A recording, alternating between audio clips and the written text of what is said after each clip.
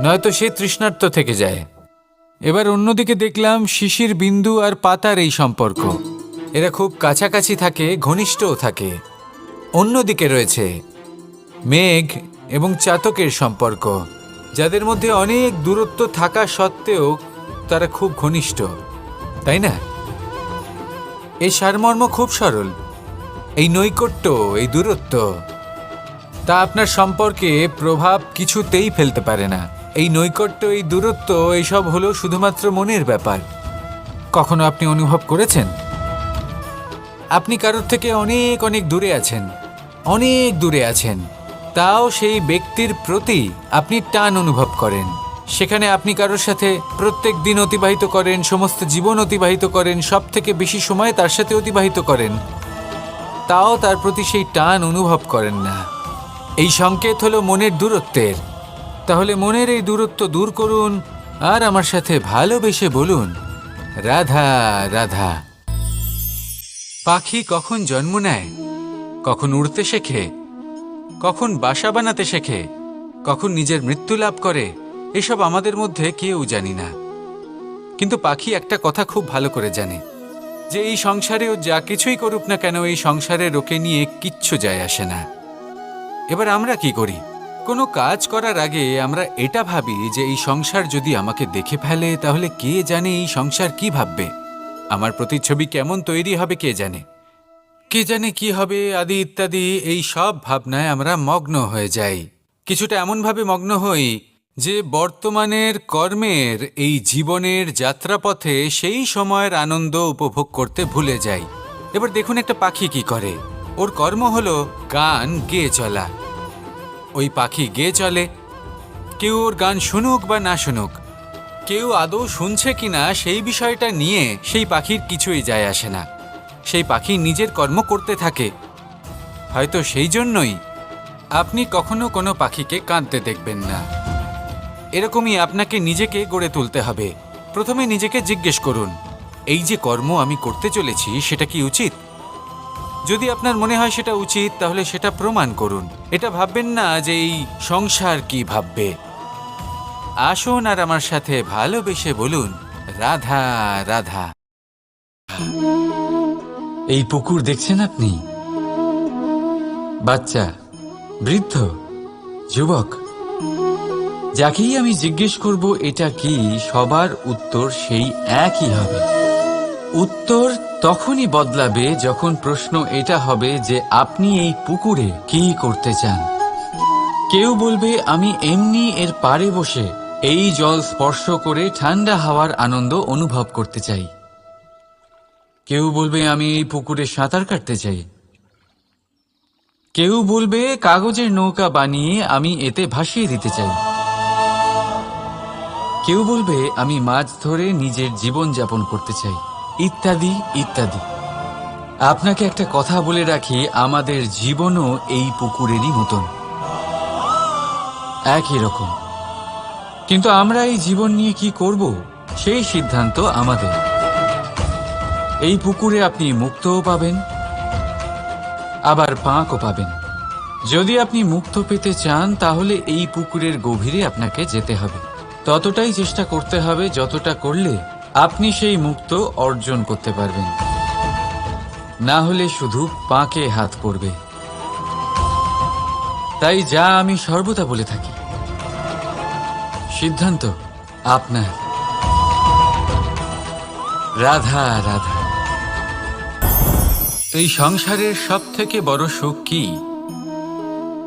কেউ বলবেন নিজের লক্ষ্য প্রাপ্ত করা, কেউ বলবেন ধন উপার্জন করা, কেউ বলবেন নিদ্রাই সব থেকে বড় সুখ, কেউ বলবেন রাজ্য লাভ করা, আবার কেউ বলবেন মাতার হাত থেকে খাবার খাওয়া,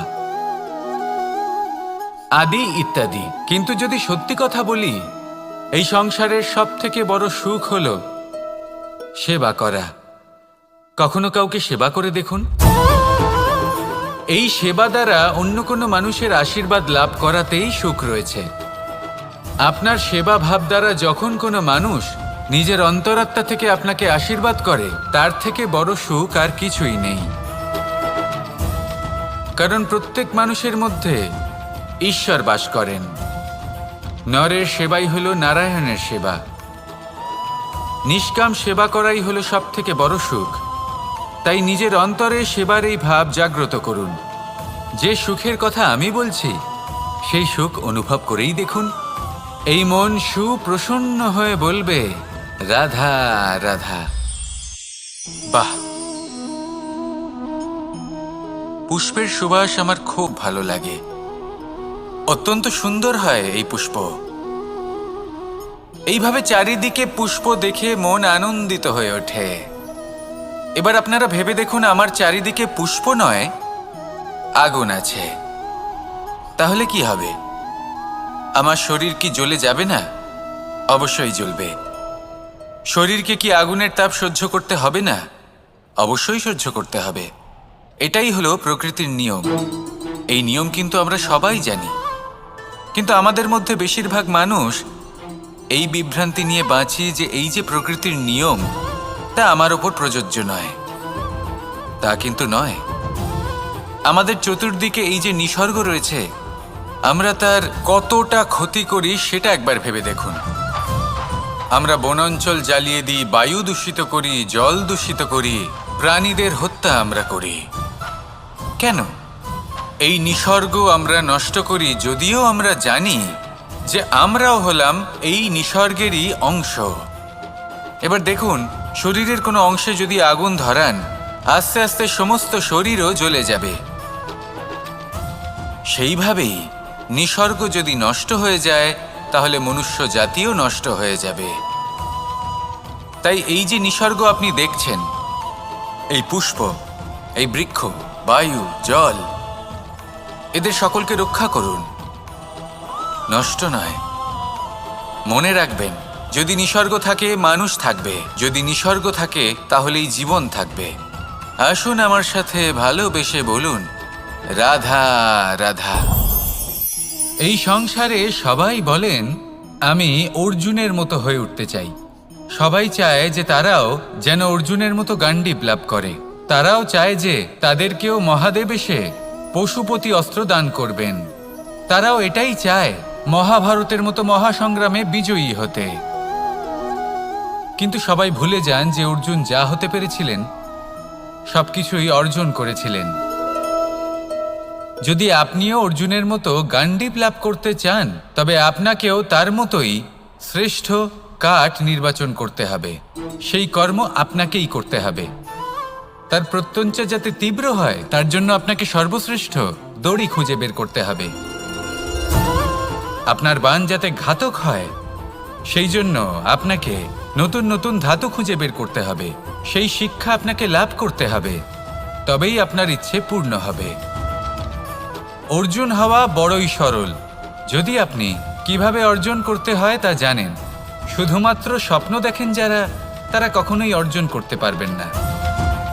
কিন্তু যদি কেউ অজ্ঞাতবাস ভোগ করতে পারে, যদি কেউ লাক্ষাগৃহ থেকে পালিয়ে বাঁচতে পারে, যদি কেউ কঠোর তপস্যা করতে পারে, প্রতীক্ষা করতে পারে এবং পরিশ্রম করতে পারে, তাহলে সে অর্জুন অবশ্যই হয়ে উঠবে। যদি আপনি অর্জুন হয়ে উঠতে চান, তাহলে কর্ম করতে শিখুন আর আমার সাথে ভালোবেসে বলুন, রাধা রাধা। জীবন থাকলে লক্ষ্য অবশ্যই থাকবে। যদি লক্ষ্য থাকে, তার পথ অবশ্যই থাকবে। যদি পথ থাকে, তাহলে বাধা অবশ্যই থাকবে। আর এর ওপরেই নির্ভর করে যে আমরা জীবনে সফল হব না অসফল, পুরস্কারের ভাগীদার হব নাকি তিরস্কারের। মনে করুন, আপনাকে একটা কাজ করতে হবে, আপনাকে পর্বত আরোহণ করতে হবে, আর সেই পথের ঢাল আপনাকে একাধিকবার ফেলে দেবে। পাথর আপনাকে একাধিকবার আহত করবে। এই অবস্থায় কি করবেন? সাধারণ মানুষ বেছে নেয় প্রতিশোধ। সেই পর্বতকে নষ্ট করে দেওয়ার চিন্তা ভাবনা করে, তার ভিতকে নড়িয়ে দেওয়ার কথা ভাবে সেই মানুষ। কিন্তু পর্বতকে তো কেউ নষ্ট করতে পারে না। তাই অসফল হওয়ার সাথে সাথে কুখ্যাতিরও ভাগীদার হয়ে যায় সে। দ্বিতীয় পথ হল পরিবর্তন। যদি আপনি সেই পর্বত ভাঙার পরিবর্তে তাতে সোপান তৈরি করেন, তাহলে আপনিও সেই পর্বতে উঠতে পারবেন, অন্য কেউও তাতে উঠতে পারবে, আগামী প্রজন্মও তাতে উঠতে পারবে, আর সেই আগামী প্রজন্ম সর্বদা আপনার সুনাম করবে। তাই জীবনে প্রতিশোধ নয়, পরিবর্তন বাছুন। বদলা নয়, বদল বেছে নিন। আপনার বাধা আপনার বন্ধু হয়ে যাবে। রাধা রাধা। সমস্ত মানুষের জীবন কিছুটা সমান হয়। মানুষ জন্মগ্রহণ করে, তারপর চলতে শেখে, জীবনে এগিয়ে চলে, বার্ধক্য লাভ করে, তারপর সমাপ্ত হয়ে যায়। কিন্তু সেই ব্যক্তিরা কারা যারা প্রকৃত অর্থে মনুষ্য জীবন যাপন করেন? এনারা হলেন সেই ব্যক্তি যারা পড়ে গেলেও আবার উঠে দাঁড়ানোর চেষ্টা করেন, নিজের ভেঙে পড়া অস্তিত্বকে আগলে নিয়ে আবার একটা আকার দেওয়ার চেষ্টা করেন, ভগ্ন আশাকে আবার একটা নতুন দিশা দেন। অসফল হওয়ার পরেও থামেন না, আবার এগোতে থাকেন। অসফল হওয়ার পরে যদি আপনি থেমে যান, তাহলে সাফল্য আপনার সামনে অপেক্ষা করে, কিন্তু আপনি তা দেখতে পান না।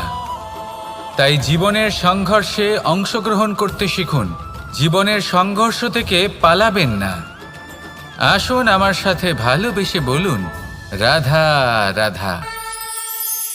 একবার একটা শেয়াল বনে বিচরণ করছিল। ও একটা ছোট্ট শাবক দেখতে পেল। ও ভাবল, আজ একেই আমি খাবার হিসেবে গ্রহণ করব। আশেপাশে দেখলেও কেউ দেখছে না তো, কেউ ছিল না। আর সেই শাবকের ওপর আক্রমণ করল, যা হলো একটা ঘোর অপরাধ। বনের নিয়ম অনুসারে আপনি কখনোই শাবকের ওপর আক্রমণ করতে পারেন না। তারপর এই খবরটা যখন রাজা সিংহ জানতে পারলেন, সভার আয়োজন করলেন। কিন্তু সেখানে শেয়াল বলল, আমি তো এরকম কিছু করিনি। কিন্তু যদি আপনি এরকম বলেন, কোনো প্রমাণ দিন, এর কোনো সাক্ষী আছে? তখন রাজা সিংহ পেঁচাকে ডেকে